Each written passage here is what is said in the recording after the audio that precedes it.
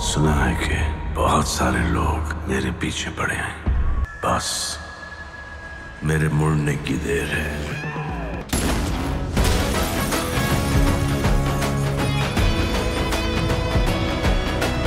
Finally ভাইজান সালমান খানের বহুল প্রতীক্ষিত সিকান্দার মুভিটার টিজার দিয়ে দেওয়া হয়েছে। টিজারটা কেমন ছিল সেই সম্পর্কে আমি আমার এক্সপিরিয়েন্স আপনাদের সাথে এই ভিডিওটার মধ্যে শেয়ার করব। তাহলে আর কথা না বাড়িয়ে ভিডিও শুরু করা যাক।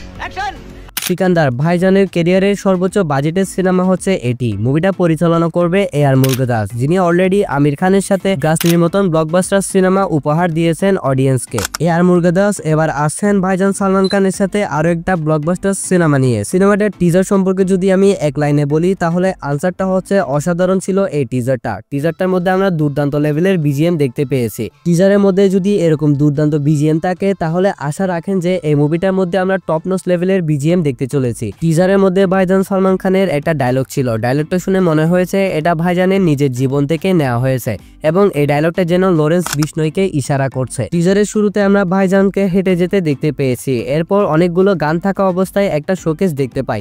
শোকেসটার মধ্যে যে পরিমাণ গান ছিল তার মাধ্যমে বোঝাই যাচ্ছে এই মুভিটার মধ্যে প্রচুর গান ফাইট আমরা দেখতে পারবো। এরপর আমরা দেখতে পাই সেখানে থাকা কিছু উপস্থিত মূর্তির বেশে থাকা গুন্ডারা ভাইজানের উপর অ্যাটাক করে দেয়। এরপর ভাইজান সালমান খান একদম কুল মাইন্ডে এসে গুন্ডাদেরকে তৎক্ষণাৎ স্থানে শেষ করে দেয়।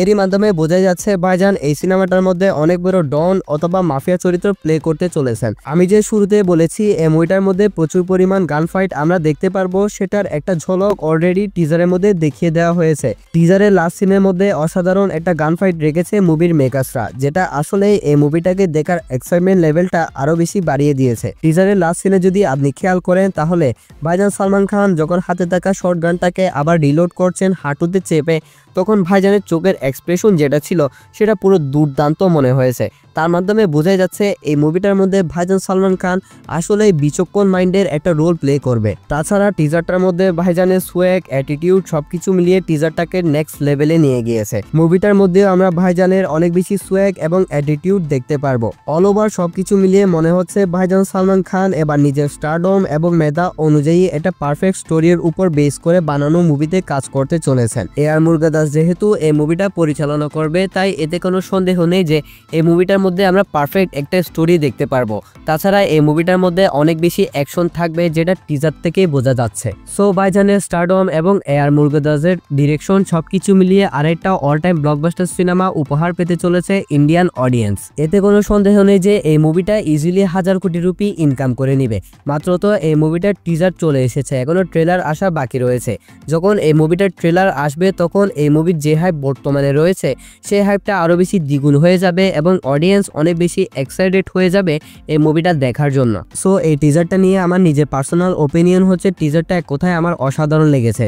আপনার কেমন লেগেছে সেটা অবশ্যই কমেন্টে জানাতে পারেন। তাছাড়া যদি ভিডিওটা ভালো লাগে তাহলে অবশ্যই একটা লাইক এবং চ্যানেলটা সাবস্ক্রাইব করে রাখবেন। দেখা হচ্ছে নেক্সট ভিডিওতে, ততক্ষণ ভালো থাকবেন, সুস্থ থাকবেন, টেক কেয়ার, আল্লাহ হাফেজ।